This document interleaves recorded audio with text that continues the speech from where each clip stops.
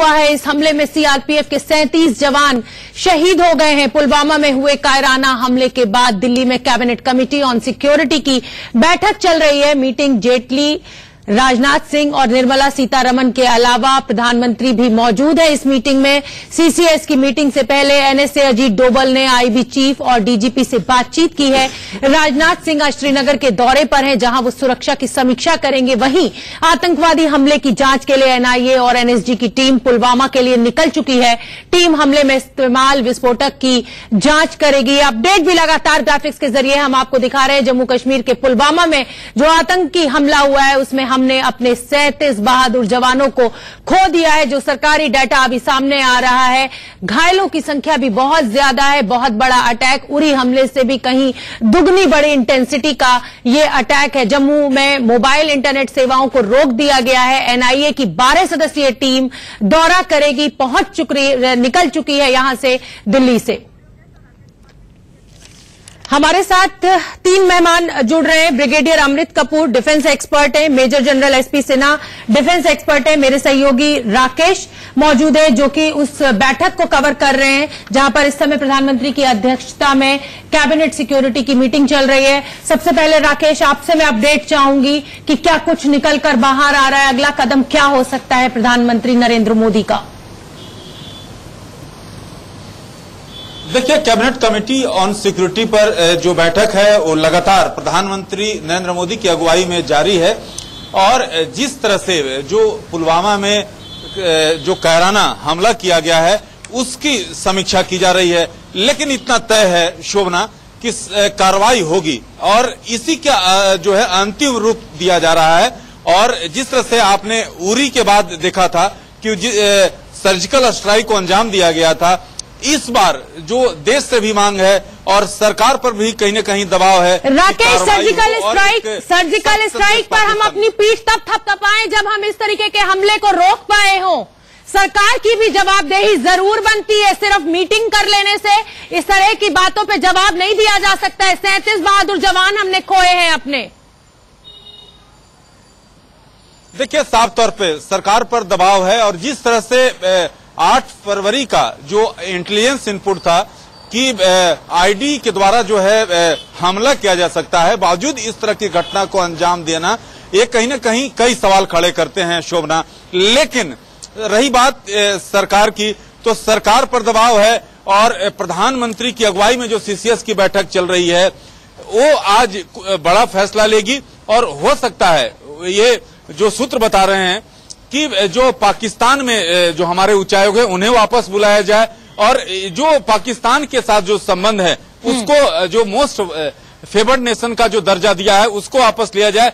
साथ ही साथ एक सख्त कार्रवाई जरूर होगी। हमले के बाद यही तो बातें उठती हैं, मोस्ट फेवर्ड नेशन का दर्जा वापस लिया जाए, ये किया जाए, वो किया जाए। लेकिन बात जस की तस रहती है। ऑपरेशन ऑल आउट चल रहा है, सक्सेसफुली चल रहा है, लेकिन इतना बड़ा हमला हो जाता है। किसकी जवाबदेही बनती है, किसका गला पकड़े? इतने जवान जो मर गए, जो गरीबों के बेटे मर गए, जो बच्चे अनाथ हो गए, जो विधवाएं हो गई हैं औरतें, जिन माओं के बेटे चले गए, किससे जवाब मांगे? राकेश, आप हमारे साथ बने रहिए। हमारे साथ defence expert major general SP Sinha साहब मौजूद हैं।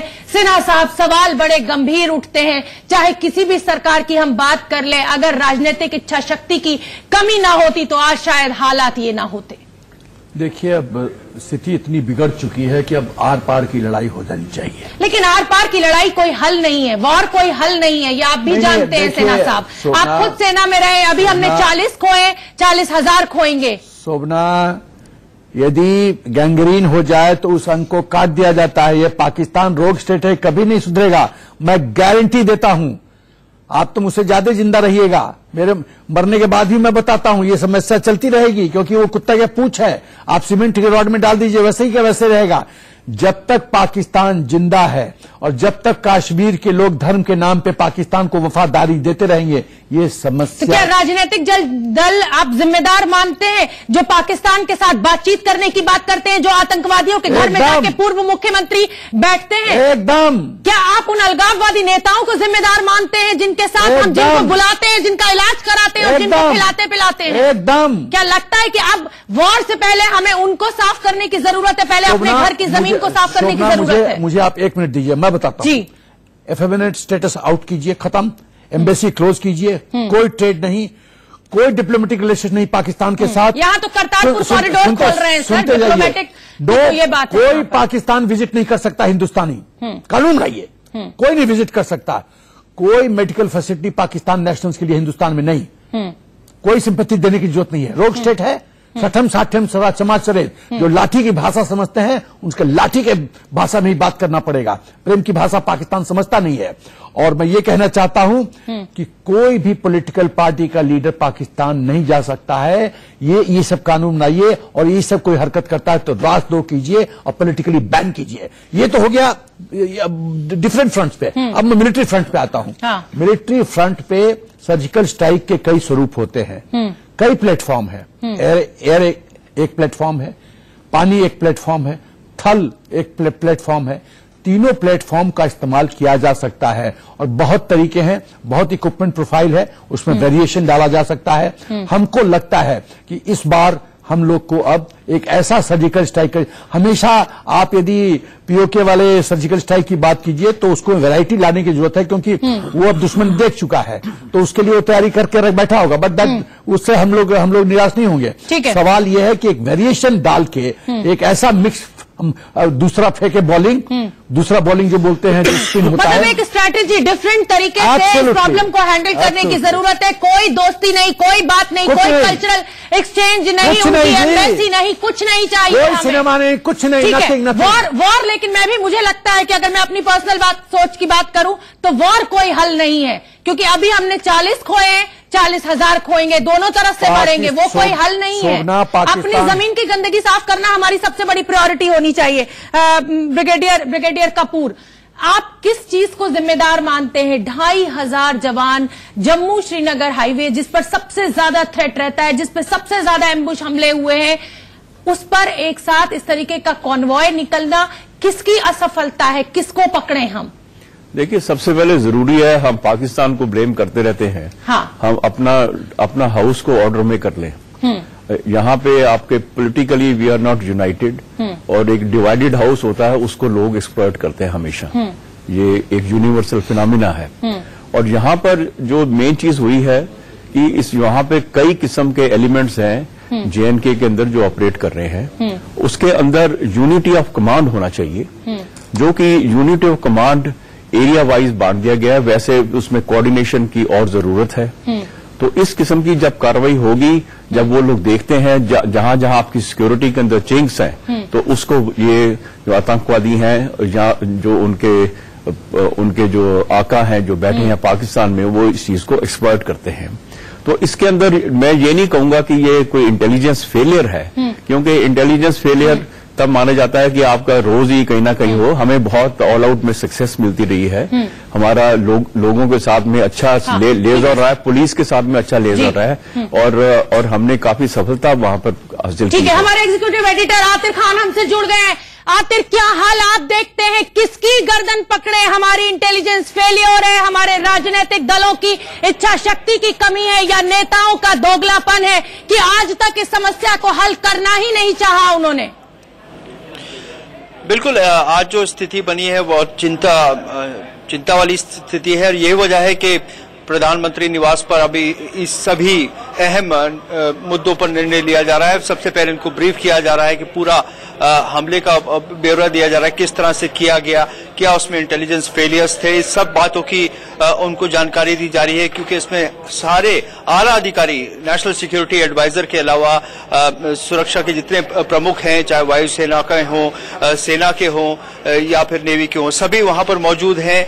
और साथ ही में वित्त मंत्री, विदेश मंत्री वहां पर इस समय मौजूद हैं। पूरी एक बहुत अहम फैसले लिए जा रहे हैं, निर्णायक फैसला हो सकता है, लेकिन जाहिर बात है कि फैसला ऐसा नहीं होगा कि कुछ अचानक किया जाएगा। बहुत सोच समझकर एक फैसला लिया जाएगा, जिस तरह पहले किया है। और भारत ने आक्रामक हमले भी किए हैं, मुंह तोड़ जवाब दिया है पाकिस्तान को। तो अभी ये जो क्षण है, ये बहुत ही अहम क्षण है, जहां पर ये पूरी जानकारी दी जा रही है। राजनीतिक दलों ने भी सकारात्मक भूमिका निभाई है, चाहे वो कांग्रेस हो, जिसने कि अपनी प्रेस कॉन्फ्रेंस को स्थगित कर दिया गया था। आज अमित शाह जिनको जाना था, उन्होंने भी बीजेपी अध्यक्ष उन्होंने भी अपना जो ट्रिप थी उसको भी रद्द कर दिया है। तो अब तक जो है बहुत अब सारी आंखें जो है इस फैसले पर है कि क्या फैसला होगा और उसके बाद निर्णायक क्या मुंह तोड़ जवाब दिया जाएगा, जिसकी पूरे देश को जरूरत महसूस हो रही है इस क्षण में। बिल्कुल। आतिर, आपसे ये भी जानना चाहेंगे कि कैबिनेट कमेटी ऑन सिक्योरिटी में आप बता रहे हैं कि प्रधानमंत्री की अध्यक्षता में ये बैठक चल रही है, इसमें विदेश मंत्री भी मौजूद है, वित्त मंत्री भी मौजूद है, तो क्या हम माने कि इस बार पाकिस्तान के खिलाफ कोई ऐसा कदम उठाया जाएगा कि हमें कोई व्यापार नहीं करना, हमें आपसे कोई कल्चरल टॉक्स नहीं करनी, हमें आपसे कोई मतलब रखना ही नहीं है? क्या इस तरीके के हार्श डिसीजन की हम उम्मीद करें आज इस बैठक से? कुछ तो मल्लम लगाएं ये सरकारें इस देश के लोगों को। बिल्कुल। देखिए, पाकिस्तान ने बार बार जो पेशेंस जो है वो टेस्ट की है भारत की, और भारत ने हमेशा बड़ा दिल दिखाया है। लेकिन इस तरह की घटना के बाद अब एक निर्णायक क्षण आ गया है, जबकि जो टर्निंग पॉइंट हो सकता है, चाहे वो इकोनॉमिक सैंक्शंस हो या फिर जहां तक पानी का सवाल है, पानी रोकने की बात है, या फिर हो सकता है एक जवाबी जो सेना का जो है इसमें पूरा जवाब दिया जाए। इन सब की जरूरत महसूस हो रही है, पूरा देश महसूस कर रहा है कि ऐसा क्यों नहीं किया जा रहा है। तो जो पेशेंस जो टेस्ट किया है पाकिस्तान ने भारत का बार बार, उसका अब जो है पानी सिर से ऊपर, नाक से ऊपर पहुंच गया है, और अब ये क्षण आ गया है कि कोई फैसला लेना पड़ेगा, और वो फैसला इस समय जो है वो जो फैसला होगा बहुत अहम होगा। इसी वजह से ये इस पूरी बात की एहतियात बरती जा रही है कि बहुत सोच समझ के फैसला लिया जाए, ठीक समय पर लिया जाए, क्योंकि इससे बहुत मुद्दे जुड़े हैं, इलेक्शंस आने हैं, इन सभी को ध्यान में रखते हुए फैसला लिया जाएगा। ठीक है, आप सभी हमारे साथ बने रहिए। फिलहाल मुझे रुकना हो रहा है एक छोटे से ब्रेक के लिए, फौरन हाजिर हो रहे हैं और इस बड़ी खबर पर हमारी नजर लगातार बनी हुई है और एक बड़ा पैनल भी मेरे साथ मौजूद है कि अब क्या, इतने जवानों की शहादत के बाद अब क्या। रुकेंगे छोटे से ब्रेक के लिए। इतनी बर्बरता के साथ मार दिया गया, ये तस्वीरें हम आपको मुरादाबाद से दिखा रहे हैं। ऐसी तस्वीरें पूरे देश से निकल कर आ रही है। छोटे छोटे बच्चे कैंडल मार्च कर रहे हैं, देश की सरकारों को कहीं ना कहीं ये बताने की कोशिश कर रहे हैं कि अब कुछ करो, उठो, अब कुछ करो। सिर्फ बैठक बंद कमरों में, एसी कमरों में बैठकें करने से कुछ नहीं होगा, सर्जिकल स्ट्राइक करने से कुछ नहीं होगा। अपने घर की जमीन को साफ करने की जरूरत आ गई है, इच्छा शक्ति की जरूरत आ गई है। हमारे साथ एक बड़ा पैनल जुड़ा हुआ है। Brigadier Amrit Kapoor ji defence expert है, major general SP Sinha defence expert है। मेजर जनरल, इतना बड़ा हादसा हो गया, अब क्या इंटेलिजेंस को बोले, क्या नेताओं को बोले, किसको ब्लेम करें? जिनको जाना था सर वो चले गए, जिनको अनाथ होना था, जिन बच्चों को वो हो गए। हम आगे के लिए ऐसी कोई घटना ना हो, उसके लिए क्या कदम आपको लगता है उठाना चाहिए? क्या ब्लास्ट प्रूफ बसेस इसका एक हल हो सकती हैं? और तब जब इतने कन्वॉयज के ऊपर हमले होते हैं, हमारे जवान मरते हैं, बख्तरबंद गाड़ियां तो हैं, लेकिन बसेस क्यों नहीं है, ट्रक्स क्यों नहीं है पैरामिलिट्री फोर्सेस के पास या सेना के पास? देखिए, ऐसा है कि बहुत ऑप्शंस तो हमने डिस्कस किया, वो मैक्रो लेवल के ऑप्शंस थे, सरकार के लेवल पे थे, लेकिन संगठन के लेवल पे, ऑर्गेनाइजेशन के लेवल पे बात करें तो ये सच है कि यदि ये बसेस ब्लास्ट प्रूफ होते तो ये वारदात नहीं होता, इतना बड़ा नहीं होता, इतना नहीं होता। और ये हो सकता है कि बस धमाके से उठती कई फीट ऊपर तो चोट लगती, सिर में चोट लगती, कमर में चोट लगती, लेकिन इस तरह से फरकच्चे नहीं उड़ जाते, जिस तरह से बिल्कुल कहे कि क्षत विक्षत हो गए हैं।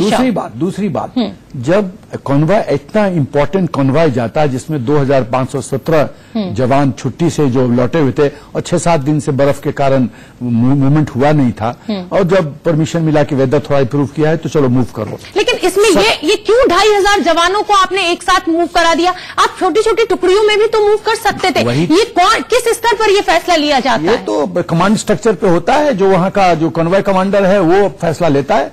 देखिए, ऐसा है, इवन जब जो आरोपी की बात करें, रोड ओपनिंग पार्टी की, आप फ्रंट को खाली सिक्योर कर रहे हैं। गुस्सा सबके अंदर है, मेरे अंदर भी,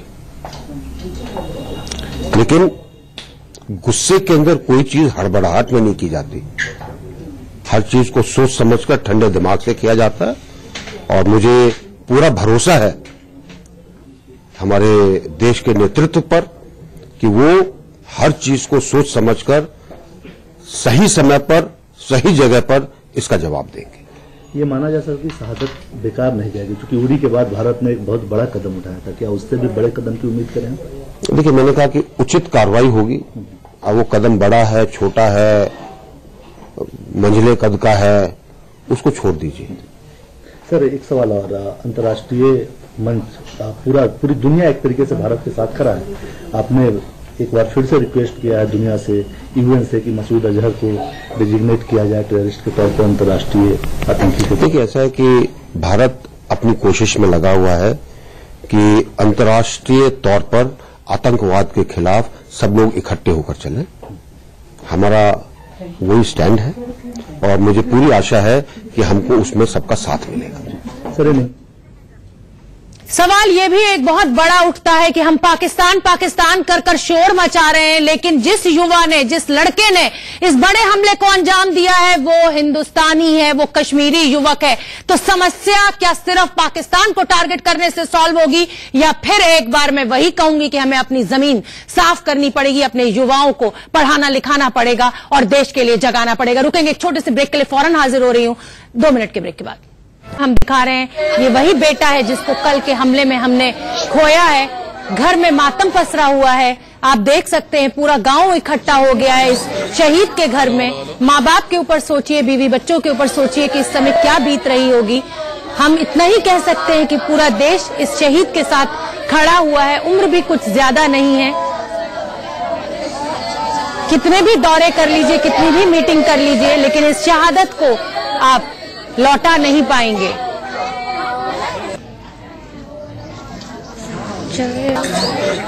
हेलो। जम्मू कश्मीर के पुलवामा में हुए आतंकवादी हमले में शामली के जवान प्रदीप कुमार शहीद हो गए। 2003 में प्रदीप ने सीआरपीएफ ज्वाइन की थी। शहादत की खबर पाते ही गांव वाले गमगीन हो गए, लेकिन घर वालों ने कहा हमें उनकी शहादत पर नाज है। और शायद यही एक हिंदुस्तानी परिवार का जज्बा है कि जब बेटा शहीद होता है तो वो आंसू नहीं बहाते हैं, वो उस शहादत को सलाम करते हैं और कहते हैं, मां कहती है कि आज एक बेटा शहीद हुआ है, दूसरे बेटे को फौज में ही भेजूंगी। सर्जिकल स्ट्राइक दोबारा चाहते हैं? बिल्कुल, और हम भी जो है ना तैयार है उसके लिए, और जितने जो जवान है वो भी जो है ना सभी तैयार है उसके लिए। सर्जिकल स्ट्राइक करो या जो है ना युद्ध करो, जैसे भी जो है ना हर प्रकार से तैयार है।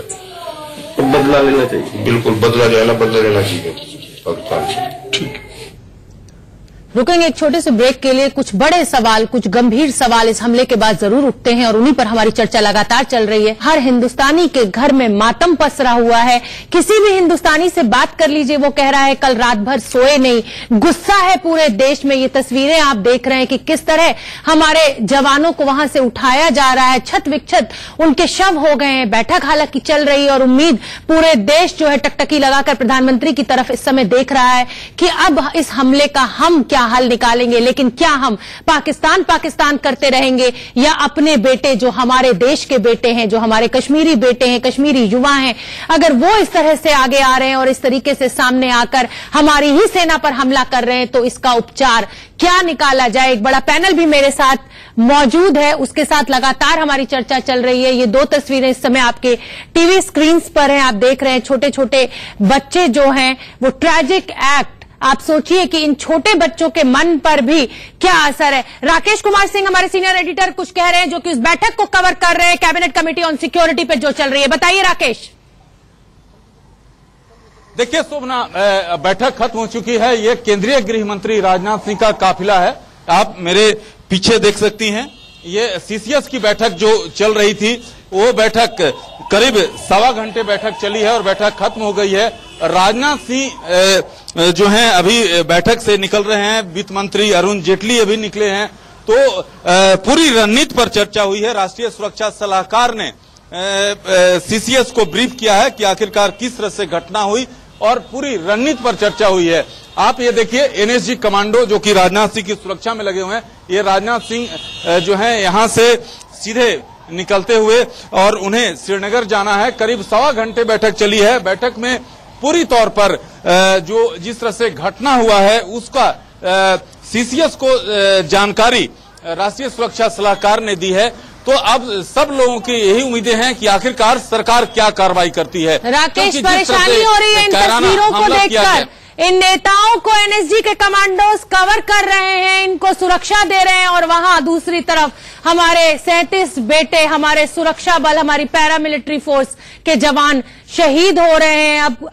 अब नहीं तो फिर कभी नहीं, यही नारा हर हिंदुस्तानी इस समय लगा रहा है। और बिल्कुल आप ठीक कह रहे हैं कि सबकी नजर इस मीटिंग पर लगी हुई थी अभी तक। अब इंतजार है कि क्या करती है हमारी सरकार। एक बड़ा पैनल मेरे साथ जुड़ा हुआ है। एसपी सिन्हा साहब, हम पाकिस्तान चिल्ला जरूर रहे हैं, लेकिन जब भी हम पाकिस्तान को इस हमले को लेकर घेरेंगे तो वो कहेंगे ये हम नहीं, आपका खुद का बेटा है। अगर मेरी परवरिश खराब है, मेरा बेटा गलत काम कर रहा है, तो मैं पड़ोसी को कब तक ब्लेम करती रहूंगी। एकदम शोभना जी, आपने सही कहा। हमको खतरा और ज्यादा चिंता एनमी विदाउट से नहीं है, एनमी विदिन। जो देश के अंदर रहने वाले जयचंद हैं, उनसे ज्यादा खतरा है। मैं कुछ प्रश्न उठाना चाहता हूं। ये आदिल अहमद दार कौन है? लोकल कश्मीरी है। उसने ये वारदात किया, पुलवामा का रहने वाला है, पुलवामा का रहने वाला है। उसने वारदात किया। उसने अपनी भक्ति और वफादारी पाकिस्तान को क्यों दी थी? सवाल है, समस्या यह है कि कश्मीर के कुछ लोग अपनी वफादारी पाकिस्तान को दिए हुए हैं और धर्म के नाम पे, मैं ओपनली बोल रहा हूं, वो धर्म के नाम पे वो पाकिस्तान से अपना रिश्ता जोड़ते हैं, रहते हैं यहाँ पे, खाते हैं इनकम टैक्स पेयर हम लोग का, सब कुछ सुविधा हम लोग का इस्तेमाल करते हैं और वफादारी देते हैं पाकिस्तान को। आपके शोभना, आपको जान के ताज्जुब होगा कि कई साल पहले कश्मीर में 40 पैसे किलो चावल मिल रहा था, जबकि हिंदुस्तान में पता नहीं कितना डबल डिजिट से भी ज्यादा फिगर था। आपका इशारा हुर्रियत के नेताओं की तरफ है, जो अलगाववादी, जो कट्टर अलगाववादी नेता है उनकी तरफ है। एक मिनट आपको रोकना चाहूंगी। सीनियर एडिटर राकेश कुमार सिंह कुछ कहना चाह रहे हैं क्या? राकेश, आपके सूत्रों से कुछ पता चल पा रहा है कि इस बैठक में क्या हुआ है? हालांकि हम इसकी संवेदनशीलता को समझते हैं, इसकी गंभीरता को समझते हैं कि सरकार अभी कुछ भी बताएगी नहीं और जो करना होगा वो बहुत सोच समझकर ठंडे दिमाग से किया जाएगा। देखिए, सूत्र यही बता रहे हैं कि जो अंदर खाने प्रधानमंत्री की अगुवाई में जो बैठक चली है, करीब 1.25 घंटे से ज्यादा बैठक चली है, उसमें पूरी तौर पर रणनीति पर चर्चा कर ली गई है, लेकिन इसको सार्वजनिक तौर पर नहीं बताया जाएगा। लेकिन सरकार की ओर से जरूर कार्रवाई होगी। पूरे देश की भी मांग है और सरकार भी ये जानती है कि जिस तरह से ये बैठक अभी आप देख सकती हैं कि सीधे तौर पर जो बैठक से जुड़े हुए जो एक अधिकारी हैं यहाँ पर पहुंच रहे हैं और वो मीडिया को ब्रीफ करेंगे। हमें जानकारी दी गई है कि मीडिया को ब्रीफ किया जाएगा, लेकिन जिस तरह से घटना को अंजाम दिया गया है, राष्ट्रीय सुरक्षा सलाहकार जो कि जम्मू कश्मीर की रणनीति पर जो रणनीति बनता है उसको पूरी तौर पर अमली जामा पहनाते हैं और उन्होंने पूरी रणनीति से अवगत कराया है सीसीएस को। लेकिन क्या आखिर कार्रवाई होगी, किस तरह की होगी, समय क्या होगा, ये आप देख सकते हैं। ये देखिए, ये आप राष्ट्रीय सुरक्षा सलाहकार जो हैं, राष्ट्रीय सुरक्षा सलाहकार का काफिला है और सीधे तौर पर जिस तरह से जो जम्मू कश्मीर में जो आतंकी हमला हुआ है, जैश ने जिस तरह से कार्रवाई को अंजाम दिया गया है, राष्ट्रीय सुरक्षा सलाहकार ने सीसीएस को पूरी तौर पर जानकारी दी है।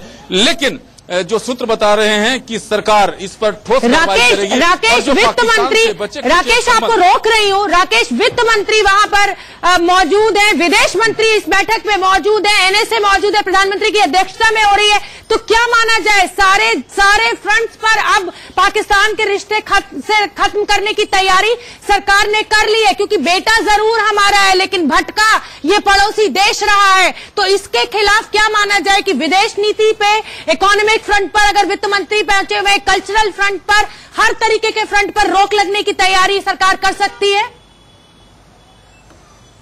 सरकार कार्रवाई करेगी। सूत्र यही बता रहे हैं कि ठोस कार्रवाई करेगी और मेरे पीछे देख सकते हैं कि ब्रीफिंग किया जा रहा है कि जो बैठक हुई है उसके बारे में जानकारी दी जा रही है और हम चाहेंगे कि अपने कैमरामैन से कि वहां पर पहुंचे क्या, क्योंकि जिस तरह से घटना को अंजाम दिया गया है सरकार के साख पर कहीं। ठीक है राकेश, ठीक है राकेश, माइक चाहिए। निर्मला सीतारमण, छोड़ो माइक का क्या चाय डालेंगे यार, पीछे जाओ, पहले कार कनेक्ट करो।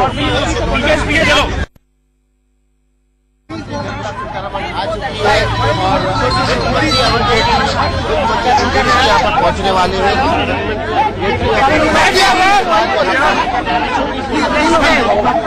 तो रक्षा मंत्री निर्मला सीतारमण इस समय तस्वीरों में है। मीडिया का भारी जमावड़ा है।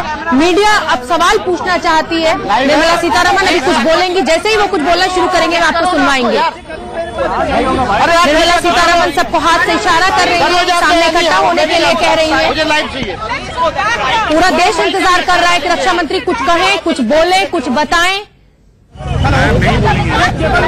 जमावड़ा लगा हुआ है मीडिया का वहां पर। प्रधानमंत्री की अध्यक्षता में कैबिनेट कमेटी ऑन सिक्योरिटी की बैठक से वो बाहर निकली है। राजनाथ सिंह गृह मंत्री यहां से निकल चुके हैं और अब वो सीधे श्रीनगर जा रहे हैं। National security adviser Ajit Doval निकल चुके हैं यहां से, पूरी जानकारी उन्होंने दी है। और निर्मला सीतारमण इस समय तस्वीरों में आपके सामने, देश इंतजार कर रहा है कि रक्षा मंत्री कुछ कहें। कल जिस तरीके से बर्बरता के साथ हमारे जवानों को, हमारे देश के बेटों को मार दिया इन आतंकवादियों ने, कड़े से कड़े जवाब का इंतजार है देश को।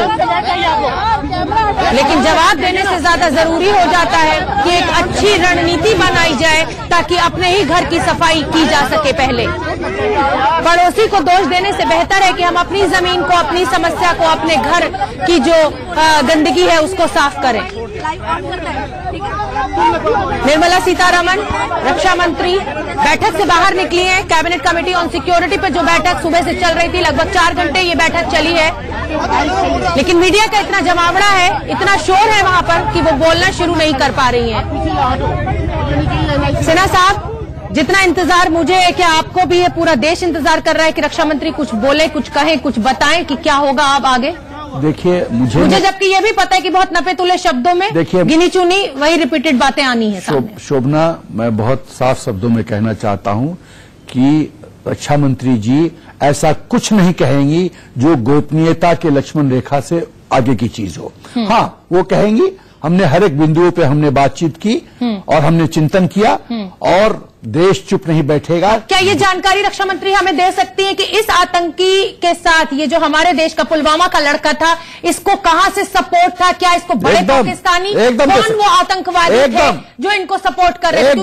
इतना तो हम जान एकदम इतना तो हक बनता है और इस समय इतना ब्रीफिंग तो बनता है, उनको देना चाहिए। ठीक है। कपूर साहब, क्या उम्मीदें रखें हम रक्षा मंत्री से? आगे की रणनीति वो नहीं बताएंगे, ये हम जानते हैं, और हम शायद अच्छा भी है सरकार के लिए कि देश को ना पता चले, क्योंकि देश को पता चलेगा तो दुश्मनों को भी पता चलेगी हमारी रणनीति। लेकिन क्या उम्मीद करें? क्या हमें ये तो पता लगना ही चाहिए कि पीछे से कौन सपोर्ट कर रहा था इस हमारे देश के बेटे को?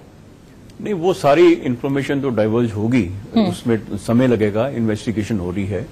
वो जब ये चीजें पक्का हो जाएंगी तभी ये बताया जाएगा।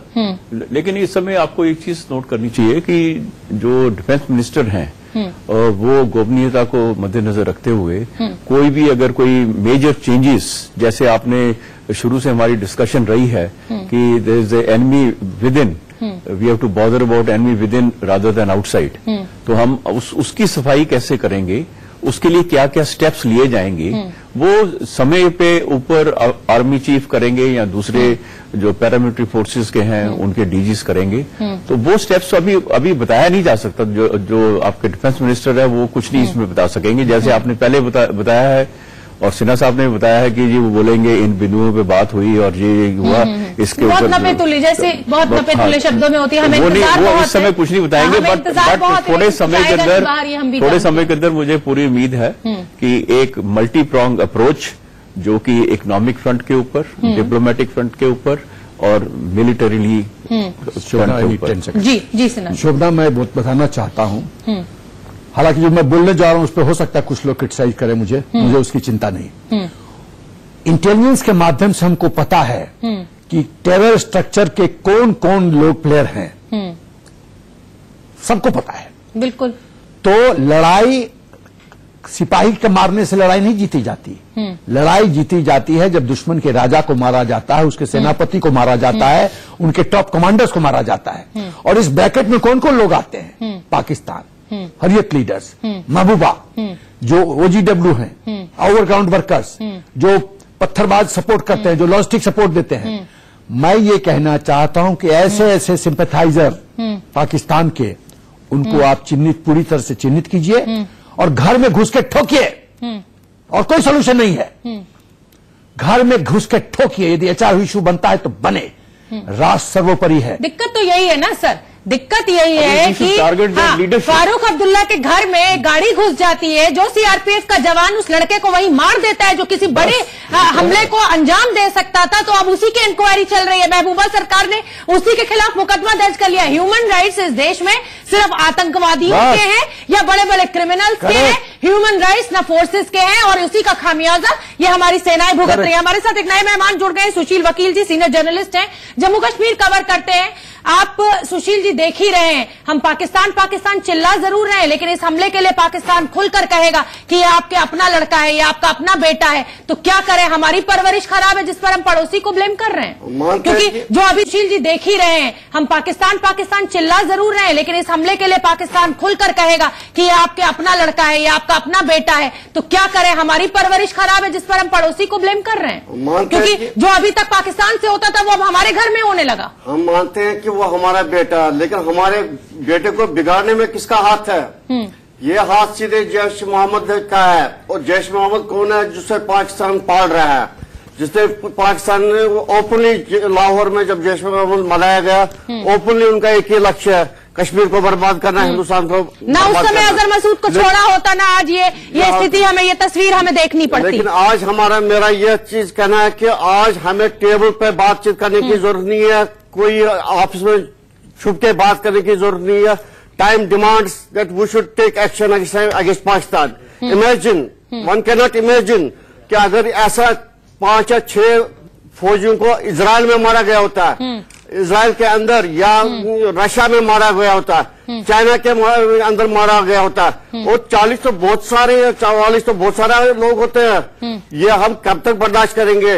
ये हम ज्यादा देर तक बर्दाश्त नहीं कर सकते। इस टाइम डिप्लोमेटिक एक्शन और इकोनॉमिक एक्शन, तीनों एक्शन है पाकिस्तान के खिलाफ, मिलिट्री एक्शन, तीनों एक्शन पाकिस्तान के खिलाफ होना चाहिए। ठीक है, पहले पाकिस्तान को थोड़ी सी समय की पाबंदी है, मुझे इन तस्वीरों के साथ ब्रेक के लिए रुकना पड़ रहा है और फौरन लौट रहे हैं। और इस बड़ी खबर पर हमारी ये बड़ी कवरेज लगातार जारी है।